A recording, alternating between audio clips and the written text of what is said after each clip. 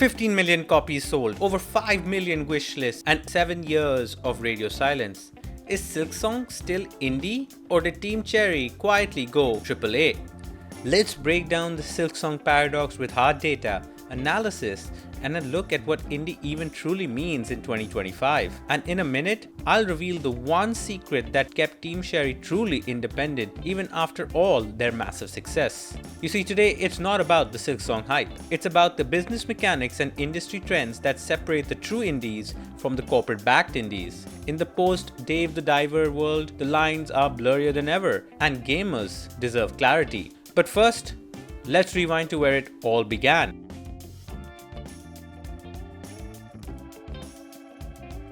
Flashback to 2013 down under in Adelaide, Australia, and two friends, Ari Gibson and William Pelham, drop a prototype of a game called Hungry Night. No backers, no publishers, just a passion for games and a desire to create experiences that they'd want to play.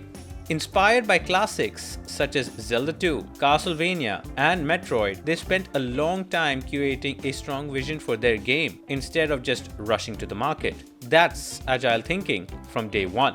By 2015, 2 became 4 as Jack Wine and Chris Larkin joined and a team of specialists was created. Ari on art, William on design, Jack on code, and Chris on posing. Cramped in a tiny office, they relied on Kickstarter for funds. Their modest target of 35,000 Australian dollars obliterated. They raised over $57,000 from over 2,000 backers in less than 1 month. That extra support unlocked stretch goals, like a second playable character, Hornet, dream diving, and the whole White Palace area. The best part? Zero publisher strings attached. They kept full creative control, answering only to their backers, who, by the way, are still getting a free copy of Silksong nearly a decade later. This is the one move I promised. Team Cherry chose Kickstarter over publishers, keeping 100% creative control. That single decision locked in their indie DNA. No investors, no corporate strings, just their vision and their community. But what actually even defines indie in 2025? Because the lines are blurrier than ever.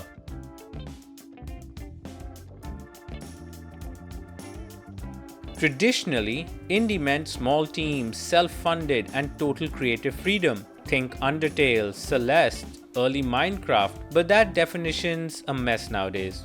Just look at the 2023 Game of the Year awards and Dave the Diver controversy. Dave the Diver was nominated for Best Indie, but here's the catch. It was developed by Mint Rocket, a studio owned by Nexon.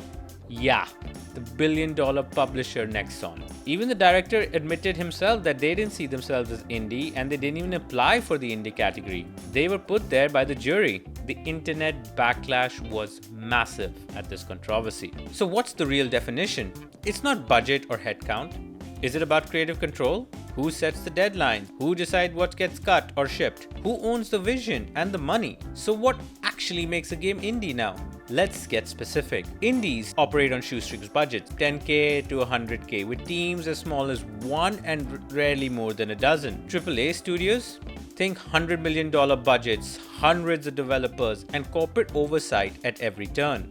Indies pivot fast, take creative risks, and self-publish or partner with small labels to keep control. For AAA, it's all about the big money, the big teams, and the even bigger expectations. But the real difference is this: indies answer to themselves. The vision stays pure. Since budgets are small, indies can take design creative risks. Whilst AAA also take risks, it requires cutting through tremendous red tape to get anything done. Monetization also plays a factor here, where indies will simply stick to the one-time purchase and the occasional DLC. On the other hand, AAA games are built around sprawling monetization systems. Think your battle passes, microtransactions, live service, and the multi-year content plans. Now here's where Team Cherry's story gets interesting. They hit it big with Kickstarter, but stayed true to these indie principles.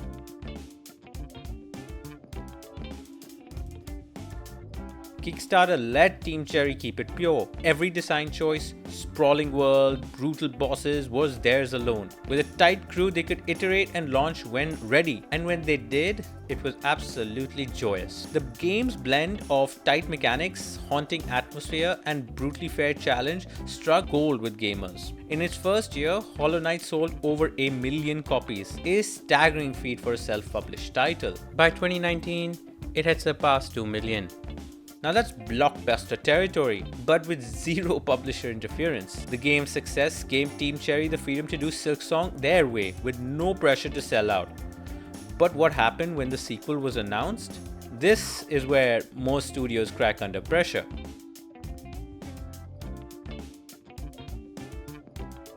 Silksong started as a DLC in 2019, but Ari and William realized a sequel was easier than a true expansion, so Hornet got her own game. Now in early 2025, no publisher deadlines, no forced crunch, no investor pushing for microtransactions, just 4 devs in Australia making the game their way. The fan memes about the wait were legendary, and the pressure to sell out, immense. But Team Cherry stayed silent, focused, and indie.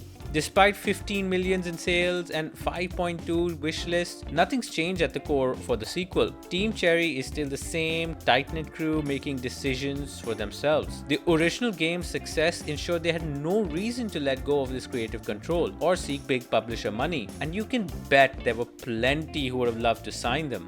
But here's the crazy part. Their independence is now affecting the entire industry. Silksong isn't just indie. It's indie at a scale most devs dream about, but few ever reach. It's the GTA of indies. I mean, it's so massive now that it's bumping other indies off the release calendar. Steam reports only 606 games releasing this September, the lowest in 4 years. Now that's the Silksong effect.